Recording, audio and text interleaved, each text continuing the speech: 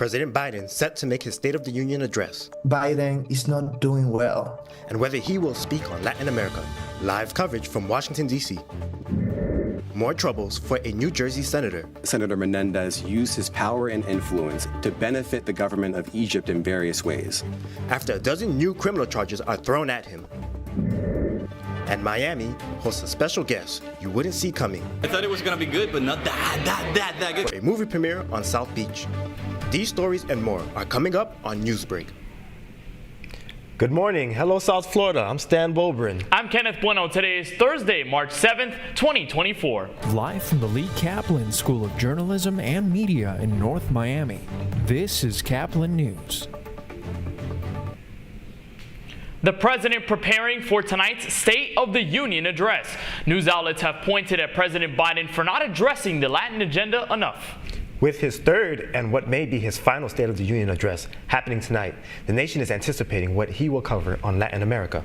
Caplin News Bureau reporter Sofia Bolivar is live outside the Capitol with more on this issue. Sofia?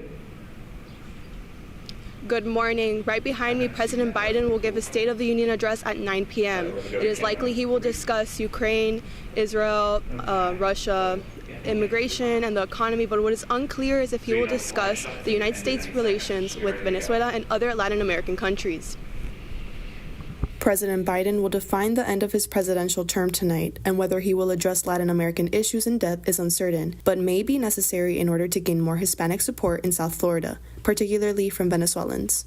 Biden is not doing well. People are either thinking of him in a very negative way or not thinking about him at all. Migrants, Hispanics, second gen, like people who are, longtime residents of here in South Florida, feel that the Biden administration has been way too lenient with Venezuela, way too ineffective. On Wednesday, the White House issued a press release regarding the persecution of political opponents and other human rights violations in Venezuela. Whether this topic will be brought up tonight is crucial to not only Venezuelans in the country, but to all Latinos. Venezuela, Ecuador, Argentina now, and all these countries that are struggling to find their pace and to keep their democracies should be more central to all the discourse of the border.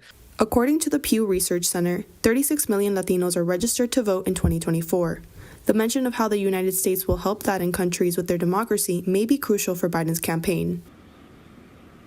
For the Latino community here in South Florida, my bad. For the Latino community, what Biden says tonight is highly anticipated. Reporting for Caplin News from Washington, D.C., I'm Sofia Bolivar. Embattled U.S. Senator this morning is resisting calls from fellow Democrats to resign.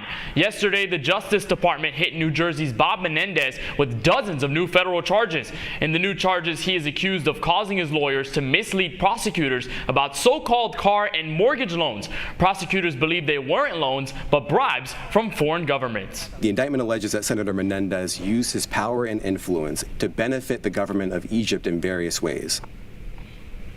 In a statement, the senator said, quote, "These prosecutors are trying to get me to give in simply by making wild allegations again and again without actually proving anything. I am innocent and will prove it no matter how many charges they continue to pile on." This morning, former chairman of the Republican Party is confronted to be dropped of charges of video voyeurism following allegations against him. Yesterday, Christian Ziegler was cleared from the investigation that began in October after prosecutors declared too many inconsistencies within the woman's statement and concluded that the video gave the impression to be likely consensual. Ziegler's attorney said, in part, his client is relieved to be completely free of false allegations. The America's Trade and Investment Act, or the America's Act, was presented yesterday on Capitol Hill. We're back with Caplin News reporter Sofia Bolivar, who was there and has more details. Congresswoman Salazar hosted a press conference right here at the House of Representatives, launching the America's Act alongside Democratic New York Representative Adriano Espaillat. Florida's District 27 Representative Maria Elvira Salazar introduced the America's Act Wednesday morning. The goal of the proposed bill is to grow the American economy, expand partnerships, and bring jobs to Latin America and the Caribbean, and counter China's economic influence in the Western Hemisphere. The America's Act will give $60 billion in loans and $10 billion in tax incentives to start with to help those American companies to come back to this hemisphere. In her announcement, Salazar described the big prize of this act is to give the United States allies in Latin America the opportunity to join the USMCA, the free trade agreement between the United States, Mexico, and Canada. The bill also allows to preserve autonomy for All Americas Act, as no partner nation will be required to join the USMCA to receive the bill's numerous loans, grants, and tax incentive benefits. The bipartisan bill has potential to benefit FIU's Center for International Business, Education, and Research. We work with our faculty to work on cutting-edge research in these fields, such as Chinese investment in Latin America, so that we can better understand this. The act poses to unite democracies of the hemisphere through trade and a shared commitment to free enterprise, and that's the purpose of what we do as well. And so I'm very excited about this. I think it could be very beneficial. Salazar mentioned during the conference that the Americas Act will not be using taxpayers' funding. Reporting for Caplin News from Washington, D.C., I'm Sofia Bolivar. President Joe Biden has announced that he wants the late fees for credit cards to be capped at $8. As CNN's Jen Sullivan reports, this new plan mainly applies to more than 1 million accounts within card distributions. Most Americans use credit cards for purchases, but if you don't pay your credit card bill on time, those late fees can add up, leaving you with a much heftier bill, which is why President Joe Biden wants to change that. You have to crack down on corporate gouging. Speaking on a Dallas radio show Tuesday, the president explained why federal regulators are capping credit card late fees at $8 per late payment. The average right now is about $32. Right now, you're going to win, and as you bounce a check or you pay a late fee for your on your credit card, you're paying $35, $40, $50. I changed it to paying $3, $5 because corporations just ripping us off. The Consumer Financial Protection Bureau estimates the new regulation will save individuals roughly $220 a year. So just how bad is credit card debt in the U.S.? Between October and December of 2023, credit card debt hit a high of $1.13 trillion, according to the Federal Reserve Bank of New York. LendingTree looked at more than 350,000 credit reports and found the average unpaid balance was $6,864 at the end of last year. Biden says the new rule will help struggling families with the high cost of living, but some critics disagree. The U.S. Chamber of Commerce slammed the new rule and vowed to fight it, saying, quote, the agency's final credit card late fee rule punishes Americans who pay their credit card bill on time by forcing them to pay for those who don't. For Consumer Watch, I'm Jen Sullivan. Inter Miami's quest for the Champions Cup begins today. That's still ahead and so much more. This story. To surprise her and kind of like give her that moment to, I don't know, get out the house and see her celebrity crush. A select group in South Florida got to see a new comedy early. The rest of us can see it today. Newsbreak will be right back in just 2 minutes.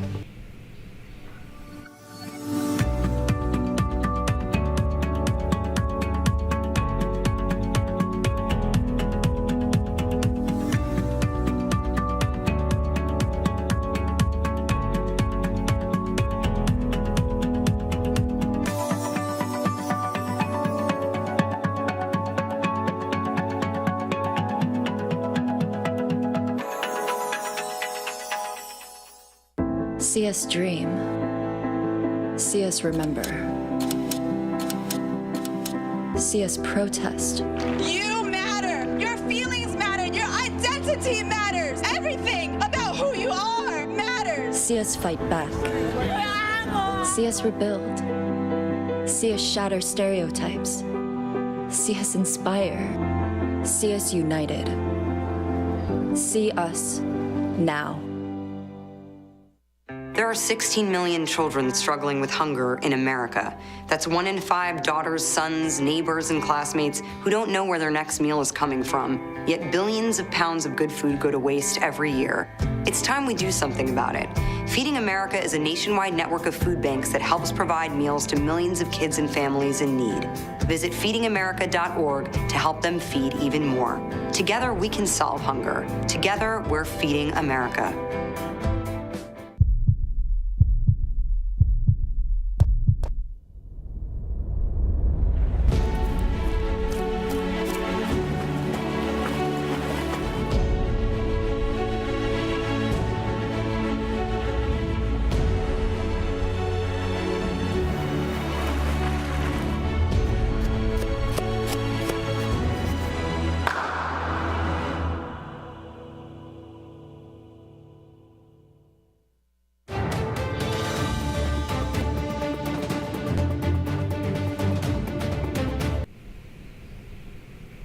John Cena sending the message, "You can see me," in a new movie out today.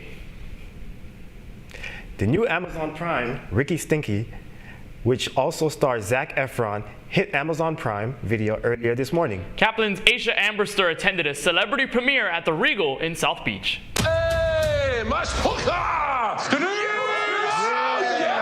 Comedy fans flood the line and concession stand at Regal South Beach.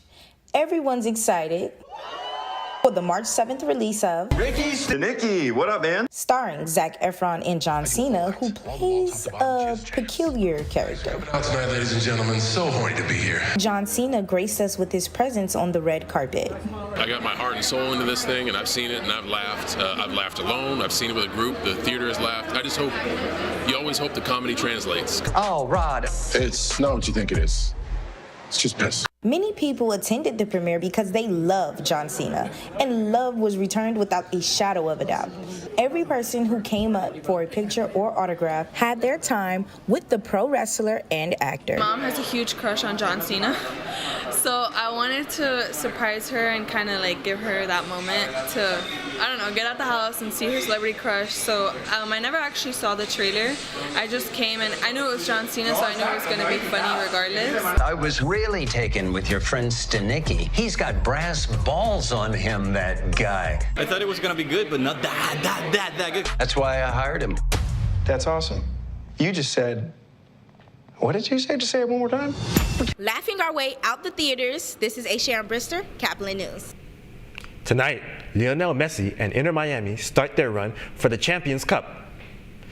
They start against Nashville SC in a League Cup rematch. It's one of 3 competitions that the Heroes will play. Messi is expected to play alongside his Barcelona teammate, Luis Suarez. The game will be in Nashville and starts late this evening at 9 p.m. You're watching Newsbreak, and we'll be coming right back. How prepared is your family if a tornado shows up at your doorstep, or a flood, or a hurricane? You can't just turn away a natural disaster. That's why it's important to go to ready.gov/plan now. It has the tools and tips you need to make an emergency plan with your family. So if disaster comes knocking, let's go. You'll be ready to help keep your family safe. It's just a pizza. Yes. Make a plan today. FIU wasn't really my first choice, but, I grew up wanting to be a Hurricane, but that didn't work out, so I'm here now, I guess. Hey, man. Your shoes untied. Thank you, bro. Yeah, no problem.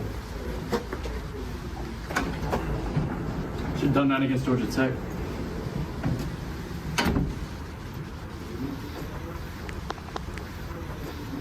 Jordan knows he shouldn't eat this entire bowl of nachos, but tonight he's earned that right because a few hours ago in the middle of happy hour, he recognized a sign, not from the gods or a bolt of lightning, but from a double heart, a kissy face, and a 4th ha in ha ha ha. That's when Jordan knew he was buzzed. So when it was time to go, he got a ride home instead of driving.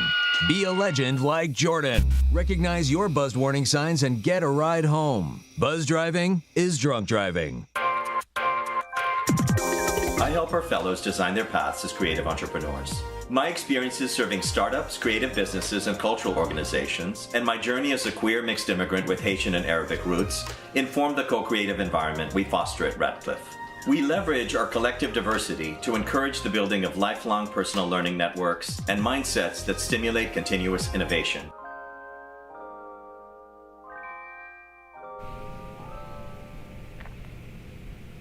Well, that's all the time we have for Newsbreak. I'm Kenneth Bueno. And I'm Stan Bobrin. Get more news anytime at caplinnews.fiu.edu.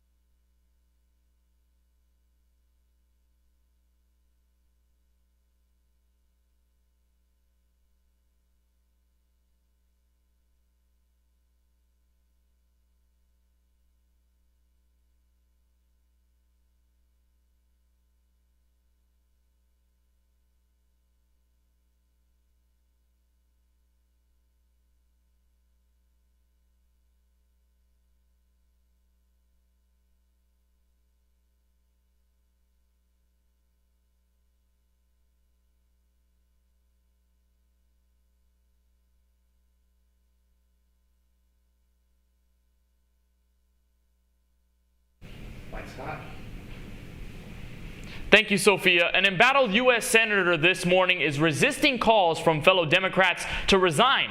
Yesterday, the Justice Department hit New Jersey's Bob Menendez with dozens of new federal charges. In the new charges, he is accused of causing his lawyers to mislead prosecutors about so-called car and mortgage loans. Prosecutors believe they weren't loans, but bribes from foreign governments.